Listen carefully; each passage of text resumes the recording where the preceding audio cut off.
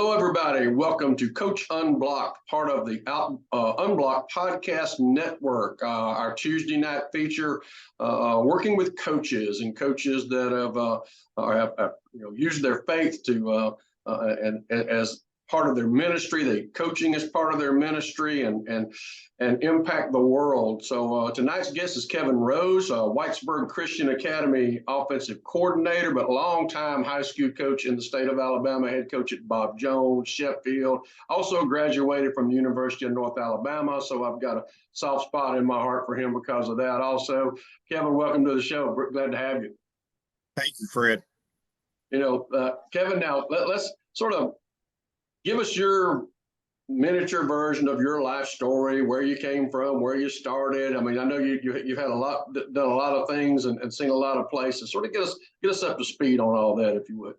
Yeah, well, I grew up in Muscle Shoals, Alabama. I was a Muscle Shoals Trojan. I played quarterback at Muscle Shoals and played center field on the baseball team, and ended up signing at Etowah Community College to play baseball. I played 1 year there in Fulton, Mississippi, and then my second year I played at what was Brewer State in Fayette, Alabama. It's Bevel State now. Gotcha. After that, I went to UNA. I didn't play at UNA. I was ready to pursue my degree and pursue coaching. So I served as a volunteer coach a little bit at Bradshaw High School for Gary Horton. And what year was this? What year? Can you my remember? First year at UNA would have been 1990. And Okay. so in 91, I helped Tandy Geralds at Deshler High School as a student assistant. We went all the way to the state championship game. They'd won it the year before. We got beat in the finals by T.R. Miller that year. Mm-hmm. But when I graduated, I got hired at Hanley High School in Roanoke, Alabama. I spent a year there, and then I returned to Deshler as a full-time assistant for Tandy.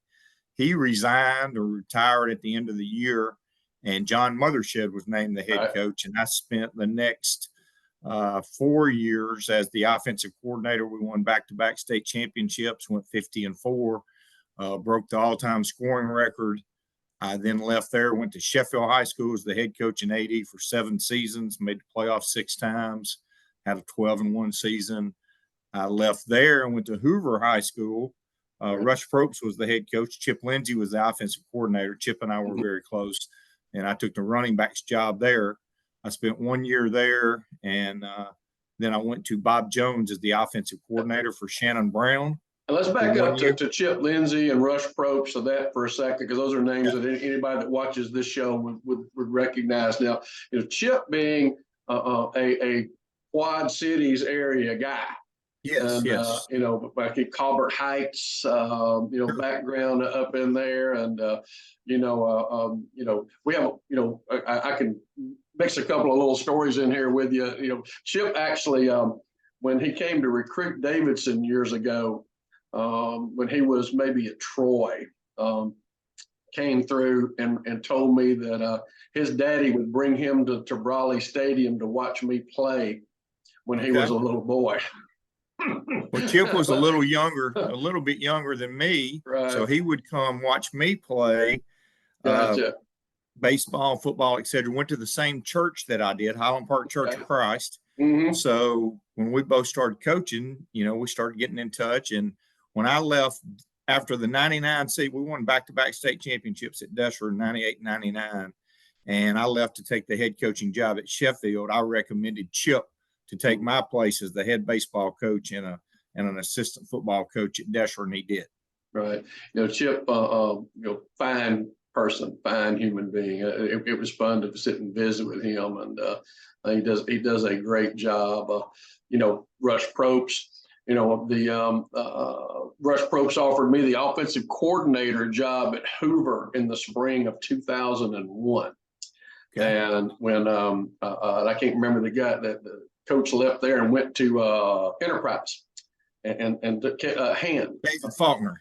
No, Hand. It was Hand. Was it? Okay. Yeah, that Kenneth Hand had left and gone to Enterprise, and because we're talking now 22 years ago, and so Rush calls me, offers me the job, got a health teaching position. I had just been fired at Inslee, and so we go down there to meet, and I go in to meet the principal, and then the principal looks at me and looks at Rush and says, Rush, I told you could have a health teaching position for a coach if you could hire a minority. Coach Riley does not look black to me. Wow. And that was the end.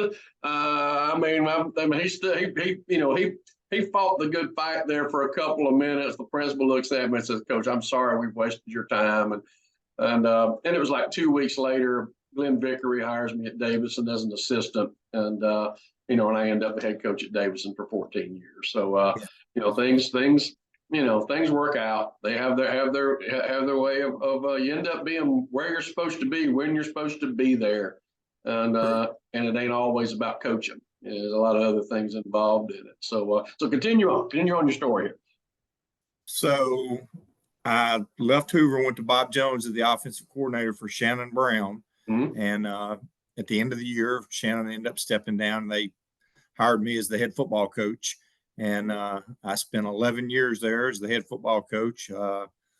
We had a good run. We won 90 games and made the playoffs 10 years in a row and ranked number one on a couple of occasions. And people that, don't know, Bob Jones is a good job in a good school, but that's not a Hoover. It doesn't operate like the Birmingham schools operate. Sure. So I was really proud of what we accomplished there. Before we split, before they built James Clemens, I really thought we were going to have a chance to win a couple. Right. We got to the third round a couple of times. We had about 550 yards total offense on Hoover in the third round, ended up getting beat 34-24, and then led them 13-6 late one time. We had them toe-to-toe about 4 times and just never could finish. Right. And then they split us. And once they split us in half, we were still successful for a few years, but not at the same level. Right. And when you get used to that being the standard, it's hard to the standard being 7 or 8 wins at the same school.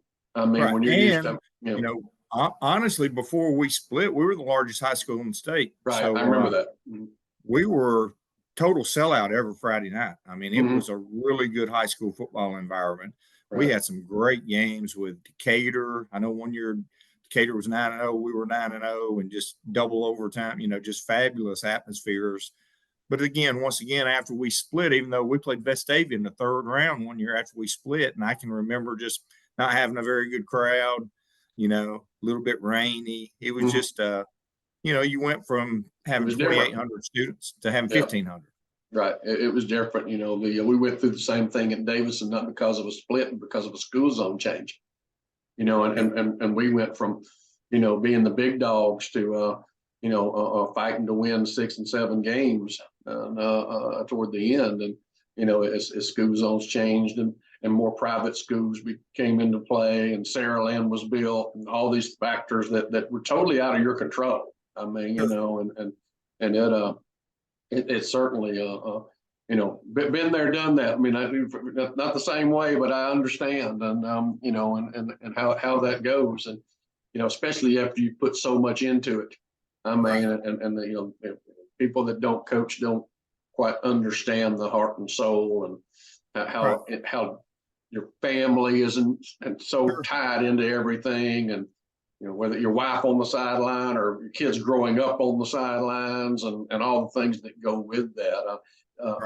Tell me about your family, and because I know they're that's an athletic group. And married to Heather Rose, be 29 years February the 3rd. She's a BSN sports rep, $1 million producer. She's done a great job with them. I remember I kind of helped her get the job, and she was very apprehensive. She said, "Do you think a high school football coach or college coach would buy from me?" And I said, "Absolutely. I'd much rather, deal with a pretty, pretty young lady like you with a great, attitude than, some 75-year-old ex-coach any day of the week, Right. And she's done a fabulous job. She was the head cheerleader at UNA. We met in college, and we've got 2 children. Kaylee is an attorney at Maynard in Birmingham, Alabama. And then my son, Caden, plays in the Boston Red Sox organization. He played at Alabama for 3 years and was a 7th round draft pick this year, and has been in Fort Myers actually for the last 3 months. And We'll go to the Dominican for 5 days in November and then report to spring training next spring. So did you grow up an Alabama fan? I mean, was that? No, I hated Alabama. I was an Auburn fan. If I Alabama thought so, played, but I was going to let you say that. if Alabama played Russia, I would have had a hammer and a sickle on them. So my daughter goes to Alabama, and I really didn't convert. My son, then we're in Brad Bohannon's office, and he offers him a scholarship as a 9th grader going into his 10th grade year. And we walk out, and I remember the first thing my son said is, "I'm not going to no stinking Alabama." And I said, "Son, you'll get an Alabama tattoo if they offer you enough money." And they did. They made a really good offer to him. Auburn ended up matching it later. Actually, I played college baseball with Butch Thompson at Wamba. Okay. So, I think Butch probably thought Caden was going to go to Auburn no matter what, just with our connection. And at the time, Chip was the offensive coordinator at Auburn. Alabama really recruited him hard and built a relationship. He ended up going there and having a good experience. Of course, I was a grad assistant at Auburn, but I was an Alabama fan my entire life. I mean, I cried when they lost, and which wasn't very often. I mean, I didn't lose very often when I was a kid. And then I go to be a GA at Auburn, become an Auburn fan. And now Susan, my wife, is 3rd generation Alabama grad. Daughter that graduated from Alabama. They're all Alpha Chi's all the way through. I mean, just all of her family, both brothers, sister, all Alabama grads, doctor, lawyer, 2 accountants, etc. Season tickets at Alabama games for 100 years. I mean, they go every weekend that they can go.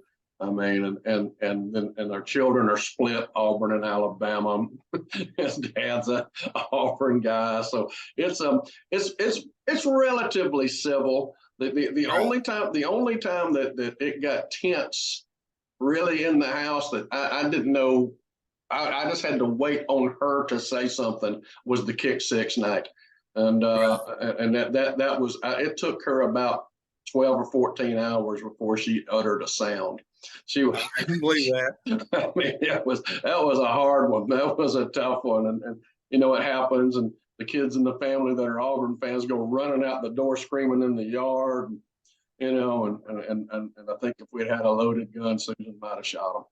But it was not a happy night for her. But it's and my principal at Davidson for years and years, Alabama fan. I mean, if Nick Saban came on campus, I mean, he gonna come down and visit with him. Tuberville could come on campus, or Chiswick. He never left his office. He didn't care. And then his granddaughter goes to Auburn. And because of whatever she was taking in school, that's where she had to go. And she wins. She is Miss Auburn University currently. Wow. And so Mr. Copeland calls me about 6-8 months ago. And he's retired like me now. And he said, "Coach, I'm going to say something to you I thought I'd never utter in my entire life." I said, "What's that, boss?" He said, "War Eagle." And he tells me why. Well, that family stuff, them grandkids, wherever they go, that's who you're gonna root for. Ain't no doubt about it. So there you go. So that's good stuff. So how's Caden doing with the Red Sox? How's that going? Well, he had some injuries his junior year here. He had a grade 1 or grade 2, depending on who you talk to, hamstring tendon strain. So he missed about 30 days, about 18 games during the midseason. And he came back and finished and played the rest of the year and finished strong. But, I mean, he never was anywhere close to 100%. He just couldn't run, and that's what he does. I mean, he's a speed guy. He's a really elite center fielder defensively. And I think he hit 9 or 10 home runs, but probably would have hit 15 had he not missed 18 games. And he hit 260 and probably would have hit 320. Because he would have beat out 10 ground balls that he couldn't beat out because of the hamstring deal. So anyway, I say all that to say, from the day they drafted him and signed him, he was immediately put on the injured list and simply rehabbed the entire time he was down there. He had a shoulder deal and the hamstring. So he went to the park every day, which is the spring training home of the Red Sox, and he rehabbed every day. He finally got to do some live stuff right at the end. I I don't know if he's 100% right now, but he's the closest he's been in quite a while. You know, and we're Red Sox fans. I mean, my daddy, you know, I grew up in a little coal mining camp right outside of Birmingham, between Birmingham and Jasper and Praco, which is West Jefferson, in that little part of the world. You know, and Ted Williams was my dad's favorite player, and so all of us hit left-handed. I mean, we never had an option of hitting right-handed. We were going to be left-handed hitters. Right. And then so Carl Yastrzemski becomes my favorite player. Yeah. And every white T-shirt that was in that house had Red Sox on the front and number 8 on the back. I mean, I mean, it was with crayons. I mean, you know, but I worked at it now. I mean, I had me some Red Sox homemade gear, and then so followed them all the way through, and of course 2004, 2005. I mean, all the tough things that we went through with them win, and then the boys, my 2 sons who are 26 and 23 now, they grew up on Ortiz and Pedroia, and those guys being their favorite players. And which that's what really, Caden loved, Dustin Pedroia. Caden was a shortstop, second base, middle infielder coming out of high school, and he loved Pedroia. Yeah, that's John Wesley. He was same thing. He played at JUCO ball and played at Miles College and just finished, and actually is coaching at got his first job, assistant baseball coach at Lawson State Community College, and I think he got his first paycheck on September the 30th. So he's awesome. So he's fired up. And but all Red Sox stuff. I mean, just they grew up with that, and so when I saw we saw, of course, as you know, and I root for Alabama every game except when they play Auburn. I've never been like you. I wouldn't have rooted for the Russians. I mean, it wasn't that, you know. Now I'm not so sure that and I've actually got Susan to where she actually roots for Auburn now, except when they play Alabama. That was a long road to get to that place. Sure.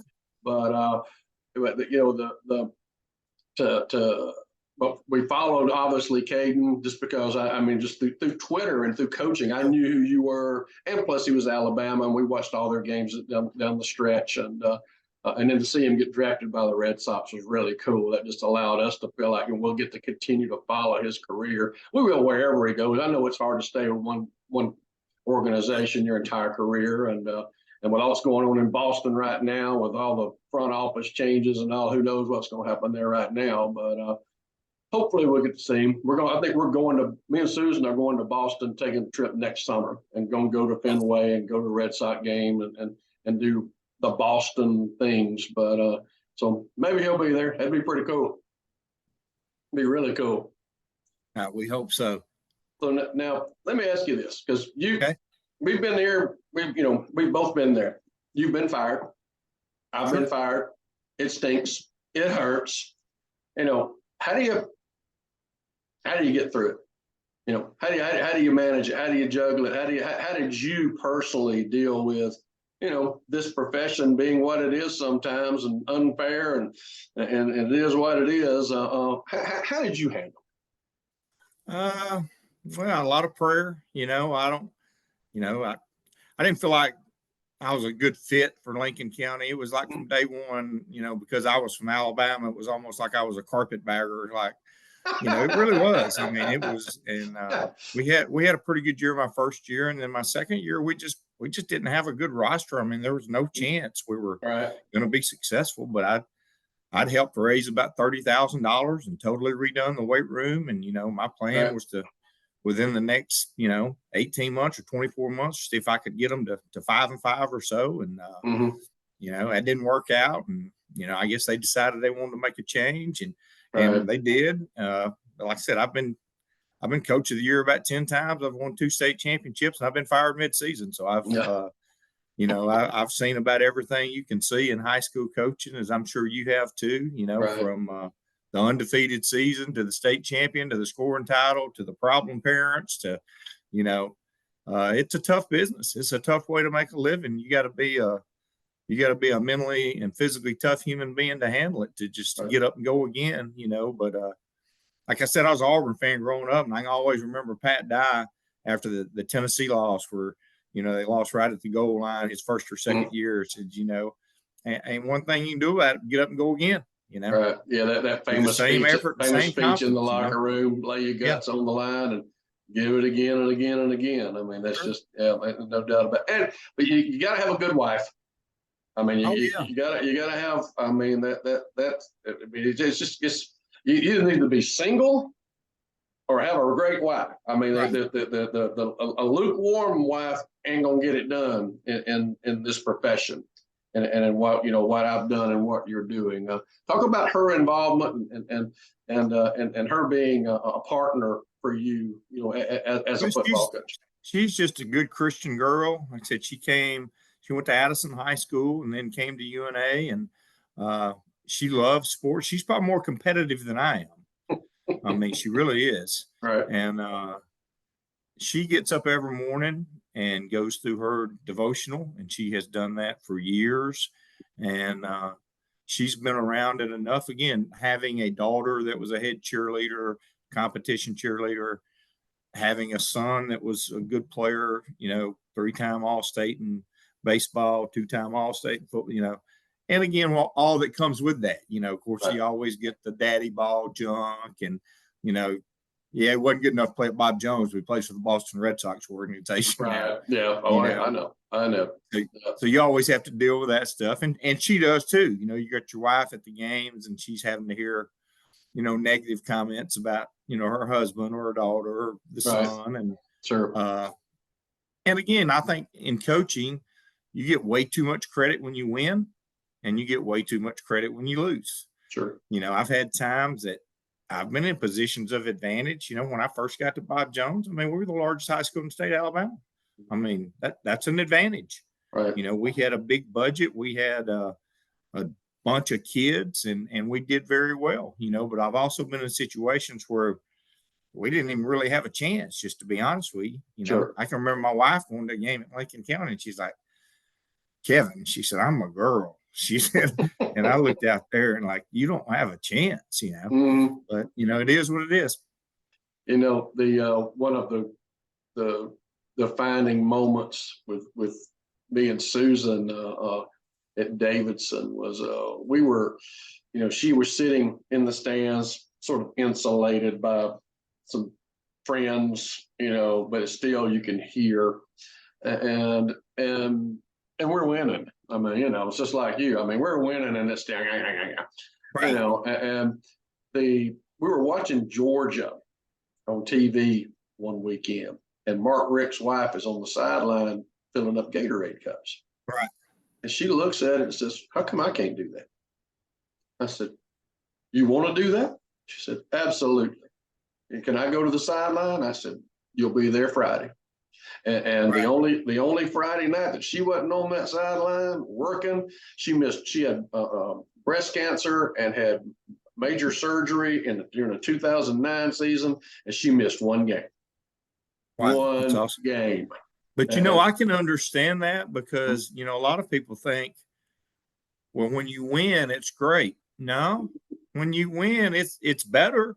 Right. But you have just as many problems because so and so didn't get a scholarship, or so and so's not getting enough touches, or something. It's always when you're in that position. Right. My day was 7 a.m. to midnight every night. Mm-hmm. I mean, my last clip of film was at midnight. I slept 7 hours and I got up and did it again. And I did that for 11 years at Bob Jones. That was my schedule. Right. And we had to do that to have a chance to compete. Because like I said, we beat Spain Park. We beat Oxford. We beat Enterprise. We beat some dudes, we never beat Hoover, but we beat some good football teams. We beat Gadsden City. I think we're 4-5-2 against Gadsden. I mean, we beat some really good, talented football teams without operating on the budget that Hoover and people like that operate on. Because I've been at Hoover. I know what they do, and I know what we were doing at Bob Jones, and it ain't similar. Yeah, I know we gotten beat in the semis twice, and my superintendent was a wonderful lady, and loved football, and she came into an athletic director meeting and said, "I'm taking the county athletic director. We're going to Hoover, we're going to see what they're doing, to see what can we do to get this school system over the hump to win like they do. And I said, ma'am, y'all need to go to Hoover. Right. Y'all, I said, when you come back, this conversation will never happen again. Right. He said, why? I said, I'm not going to tell you why. Y'all just need to go. And they went. And she, of course, privately, I met with her and she said, holy cow, coach, we can't do that. I said, yes, ma'am, I know that. I said, the things that we're doing, ma'am, are miracles, with the budget we have, with the facilities we have, with not even having all of your coaches on campus during the day teaching. They're coming from all over the place, you know, and I said, no, we probably ain't getting paid enough. You know, you know, and it's it's a whole different world. And Thompson is that school now, and I mean it's just you know, staff that I was on at Hoover, Rush Probst is the head coach, Chip Lindsey's the offensive coordinator, Kevin Scherer is the defensive coordinator, Sean Sutton's a wide receiver coach. I'm the running backs coach. I mean, you could go on. Danny Kimball's a defensive backs coach. I mean, just a star-studded cast of high school football coaches. You know, and then I go to Bob Jones, and I'm not saying we didn't have some good coaches, but we had 2 or 3 or 4 instead of 12. Right, and you've got guys teaching class probably too. Teaching 3 classes, no planning period, straight to football. Right. You know, where the guy at Mountain Brook, you know, Chris Yeager, I love Chris Yeager. I've seen Chris's contract. Chris's contract says head football coach only, no other responsibilities. Right. You know, when Chris was Chris was the center in North Alabama when I was quarterback. Really? I didn't know that. Yes. And 1980, he came in there in 80. He was a freshman. He didn't play much as a freshman, but sophomore year, he rolled through a bunch. Coach Hand rolled 2 centers through. And me and Chris were both presidents of the Fellowship of Christian Athletes in North Alabama. I was, then he was right after me. And I've been, I went through Mountain Brook when Chris was there. I went through there back when Joey Jones was there. You know, I think Joey got hired as a custodian. He did? Maintenance guy or something, yeah. We don't even want to see you in the building. You know, just you stay down here and do what you're supposed to be doing. And so one year we were playing Hoover in the playoffs at Bob Jones, and we went under center, which we never did. Like we were going to run a quarterback sneak and run it through a fade to Collins Moore for a touchdown. Took the lead 13-6. This is in the 4th quarter, and they end up coming down 5 or 6 plays later. 2nd 10 on the 50, play action deep ball, post cut over the top for a touchdown. And at the time, the guy that was coaching our safeties worked at Tenders. He was 20 years old, and he worked at Tenders. And he's a phenomenal coach. He's a head football coach now in the Memphis area. But at the time, you know, he was 20 and working at Tenders, where like when I was a position coach at Hoover, I was 37 and had been a head football coach for 7 years and won 2 state championships as a coordinator. You know, that's what I tried to tell. This is the difference. You know, we're going with guys that don't have the experience to beat a Hoover, you know, and they've got 10 former head coaches on staff.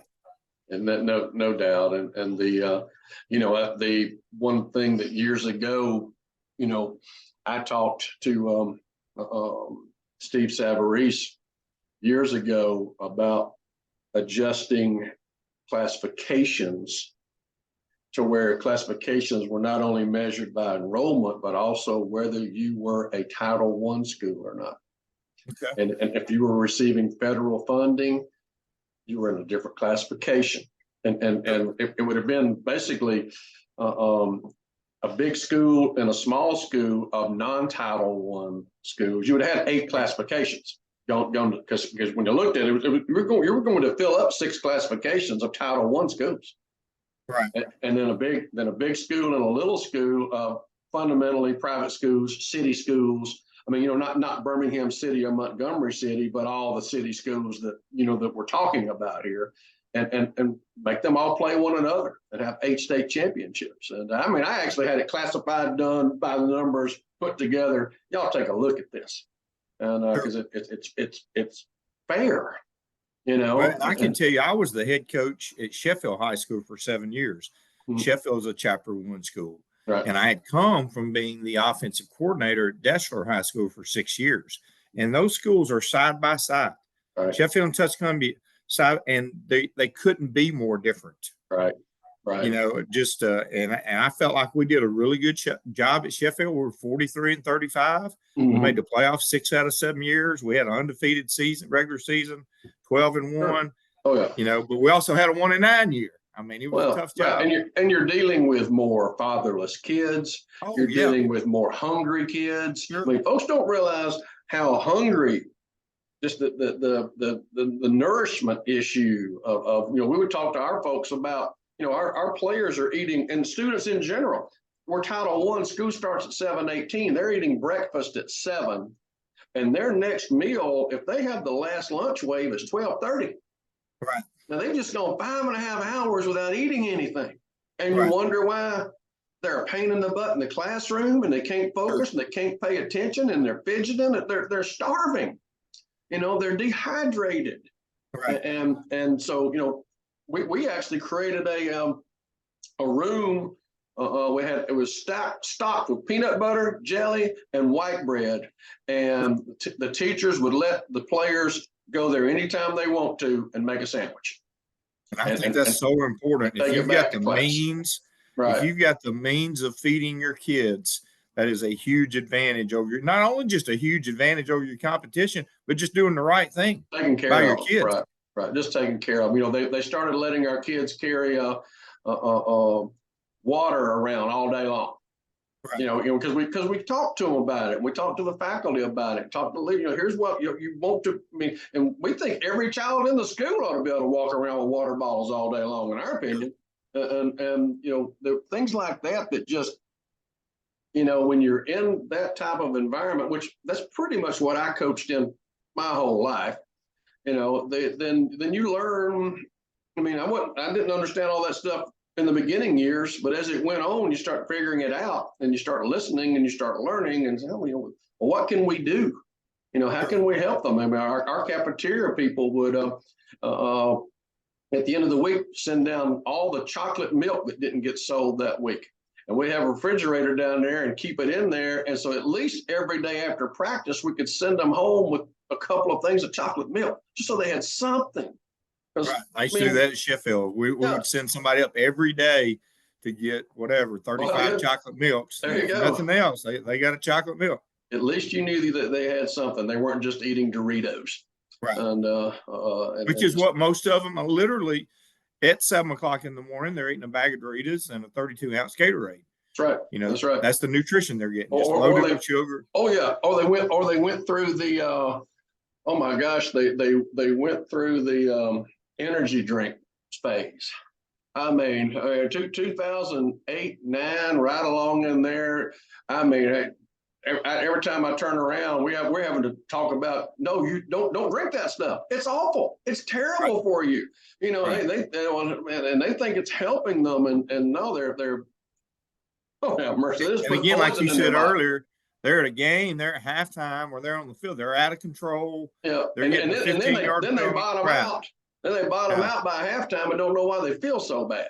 And so we just, all those things that coaching in those type places that we all share, having done it at some point in time, is not everybody knows that. Not everybody deals with that. Not everybody understands that. Well, when I was at Sheffield, I was the head football coach. I called the plays. I ran the weight room most of the time. Mm-hmm. I cleaned the bathrooms and so forth, the field house, et cetera, cut the grass, et cetera, coach the special team. I say that to say when I got to Bob Jones, I was a really good football coach because I had done everything at Sheffield. There was one thing I hadn't done. Right, exactly. Washing the clothes, so there was nothing that I felt like I was unprepared for, even going from a 35-man roster to a 100-man roster. Right. I thought the 100-man roster was a lot easier. I actually had some help. I had some coaches to help me. I had backups at positions and so forth. It's a lot easier to discipline when you got 100 than it is when that guy knows he's the only will linebacker. It's hard to discipline him. That's right. I mean, the bench is the greatest motivator there Right. is, and it continues to be. And you're exactly right. I mean, the having to have, my first high school. I mean, I went from college coaching to Lenore City High School in Tennessee, in which I had 5 classes, 6 period off, no athletic, nothing. No, I'm on my own. No, the coaches are doing what they're still teaching classes. Go straight out after school. When Eastern time zone, when daylight savings time ends, it's dark at 5 o'clock. That's right. I mean, you're fighting that now. But And I don't know about you, but like when I was at Bob Jones, it's $250 to turn the lights on. Yeah, I mean, there wasn't no turning the lights on. That wasn't an option. I mean, you just had to learn how to practice faster and be more efficient. And but painting the field, cutting the grass. I mean, I'd have to sit my classes in the stands, while I cut the grass to make sure I got it. So if we knew it was going to rain the next day, so we just get out there and get it done and get it painted. With the old mix the paint, crank the machine, line the field by yourself paint machine. So all those things like you're talking about, then when you become a head coach at a school that you have multiple assistants and you delegate and manage those things, you can always say, I'm not asking you to do anything that I haven't done too. And guess what? I did it when I was the head coach, not in your role. I was 40 years old doing this as the boss. So, don't feel sorry for yourself. This will come back and help you down the road. So that's good stuff. That's really good stuff. Well, now y'all are. You retired in the state of Alabama, right? I retired in the state of Alabama. I had 27 and a half years. Mm-hmm. I spent, 29 months at Lincoln County. And then I've been at Whitesburg Christian Academy in South Huntsville now. This is my 2nd year and really enjoying it, even though we're going through a tough time. This year we're 0-7. Last year we were 5-5 and had a good season. This year we got a very small senior class. We got beat Friday night 21-20. I think we got a chance to win a couple down the stretch here, but now next year we should be much improved. Our middle school had a really good season. I do think for 4 years from now, we're going to be a good football team. But right now we don't have an on-campus stadium. We don't have an on-campus weight room. Our weight room, we have to leave campus to go to our weight room, which logistically during the season is really impossible because they don't have showers. Half our kids don't drive. So we're operating at a disadvantage right now. But again, it's coming. We've got a lot of money invested in the future, but it's not going to happen overnight. It's going to take a minute. And now, if I'm not mistaken, these last couple of moves, you didn't have to move physically, did you? You were able to stay in your same home, correct? No, I've been in the same house. I've been here since 2008. We've been in this same 115 St. Ann Road, Madison, Alabama. So I commuted. I will say this: I commuted to Lincoln County, and that was a mistake. It was about 60 minutes one way. And that was too much. I would never take that on again. That was 2 hours of my life that was gone every day. And now my commute's about maybe 25 minutes. I've got my life back. I mean, honestly, I would never advise anyone to take a job with that kind of commute. I agree. And I thought that you were still in that area. Brian Gottfried, who is sort of the founder of this podcast. His home up there, he's divorced now, but the home that he lived in up there, he said you can hear the band play at Bob Jones High School from his house. And he's got a daughter that's Maddie, who is a cheerleader at Madison County High School in Gurley. Okay. Sure. And so he went up there a couple of weeks ago and watched her cheer and got to be a part of that. So he's very familiar, with that part of the world. And it's been great for us because, again, I can't tell you what would have happened. I loved Muscle Shoals. My wife loved Muscle Shoals. My parents were in Muscle Shoals.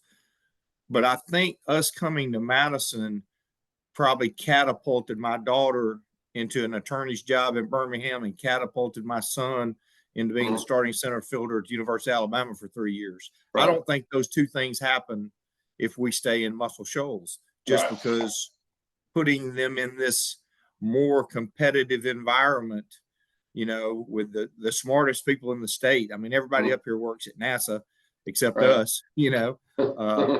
I think it really helped them, you know. Well, you know, if you look on my Twitter account, it says God is in control of who is in control. Right. And sometimes you think, well, God don't know that you're being mistreated, or God doesn't know that these people are firing you, or God doesn't know all these peripheral things that are going on, and you just but you then you figure out that, you know what, you only know, you've got the thing paused at halftime or in the third quarter. You don't know how the game ends. That's You know, right. and he does, and he knows that being in Madison was better for your family, Right. when you didn't know it, and that you know the choice of neighborhoods, how it would impact your life. There's just all these things that happen that and when you look back on them, realize, Sure. now I get it. Now I understand, and it's just sort of, it helps you then be very faithful and understanding when you get hit in the mouth now as an older person, because you've lived through so much stuff, and you know that everything's going to be okay. Right. And you know, a lot of people are constantly saying, and I'm not saying it's not a good saying, but control what you can control. Right. And when you get to be 53, like I am, I don't control anything. Mm-hmm. I'm in control of nothing. Right. I hope I submit to God and submit to his will.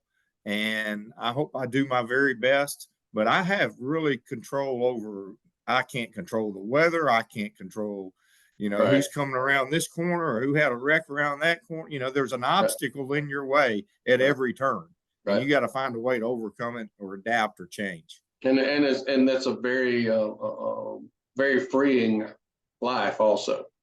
You know, that there's you know, that you know that God is wants what's best for you, and is going to discipline you sometimes because he wants what's best for you. He's going to create adversity, or allow adversity to come into your life, because he knows how that is going to mold you as a person. And you know, and sometimes your pain, you get to use your pain to help somebody else down the road. None of it ever goes wasted. That's and right. It's you know, we're all being prepped to impact somebody else when it gets right down to. We start realizing that it ain't all that. This is not a movie, and you're not the star of your own movie. When you figure that out, life gets a lot easier.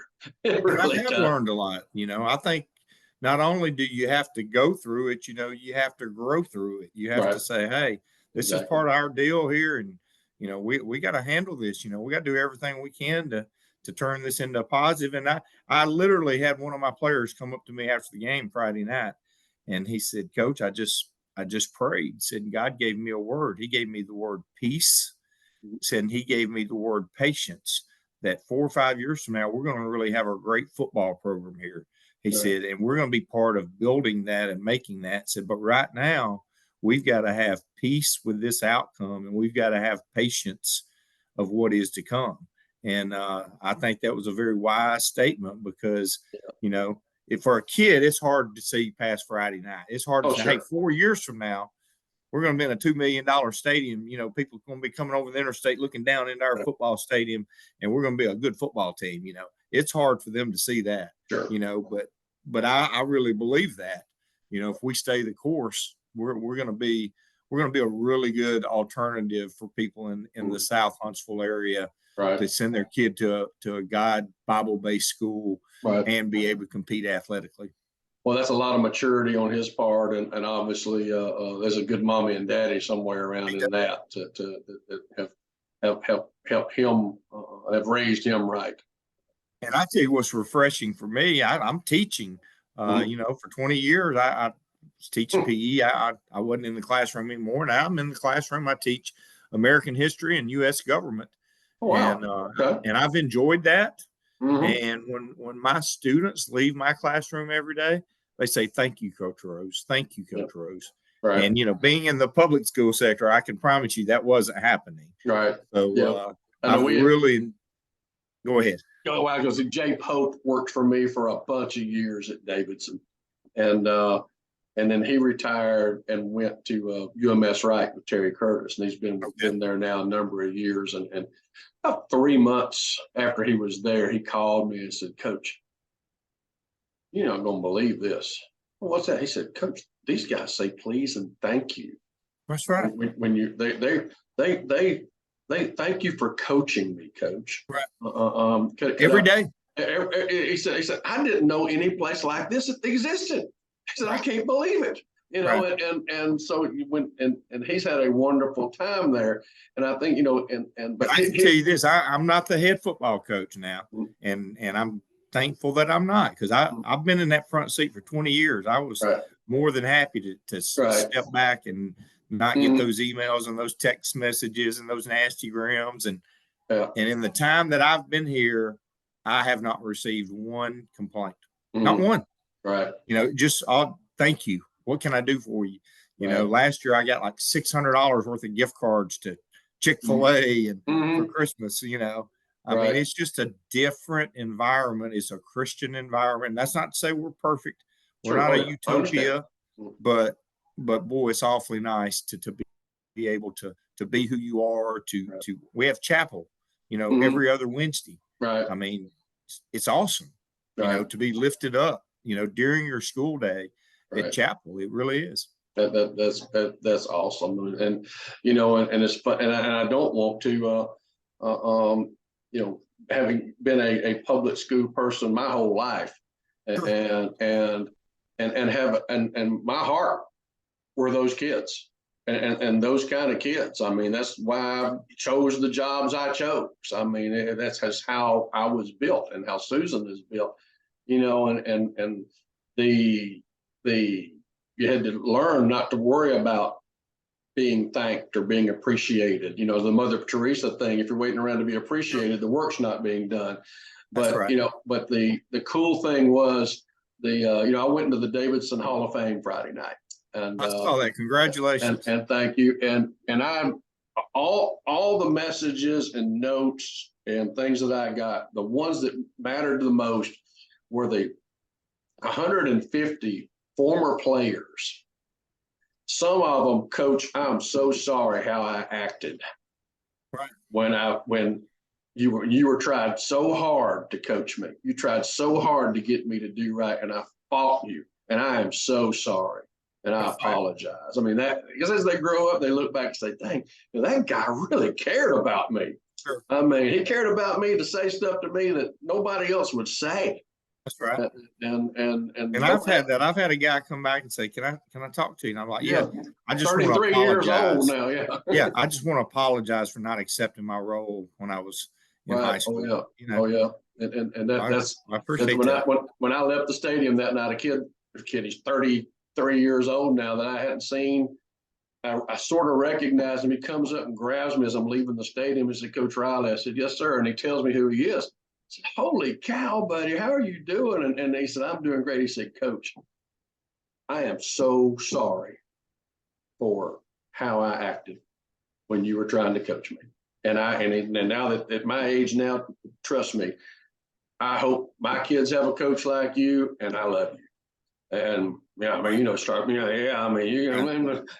well up now, buddy. I mean, that's worth all the days of going home and nobody saying, thank you. I mean, but it is refreshing, as Jay Pope found out, to every day, please and thank you, and go a long, and smiling faces go a long way, no doubt. Well, like I said, we're an affiliate of Whitesburg Baptist Church, so the church is right on the same campus as we are, and that's where we have chapel, and so there's Bible verses on all the walls. We start our day with pledge to the Bible and Bible verses and verse of the week. And it's That's just awesome. I need that. I mean, as a grown man, I need that. And certainly these teenagers going through what they have to go through need that. So that's just really been a blessing for me. Fantastic. Coach, I am so glad things are going so well from you, and you're in a place where you can be who you are and who you want to be, and represent the Lord in the way that you do, and your family can do that. You know, the wins will come. I mean, all that stuff will happen down the road. Like I say, God is in control of who's in control, and you're right where you're supposed to be right now. And thank you so much for coming on with me. I appreciate it so much. Thank you, Fred. And, you know, I know, you know, Lou Holtz, and I've always liked him. And I always remember him saying, I've been on top and I've been on bottom, and I'll be both places again. And never been a truer word said about coaching. And it's been a great ride. I appreciate you. And we're going to say so long from Coach Unblocked, from the Unblocked Podcast Network. We'll see you next Tuesday night. Appreciate your support, Kevin. Appreciate you coming on. Thank you, Fred.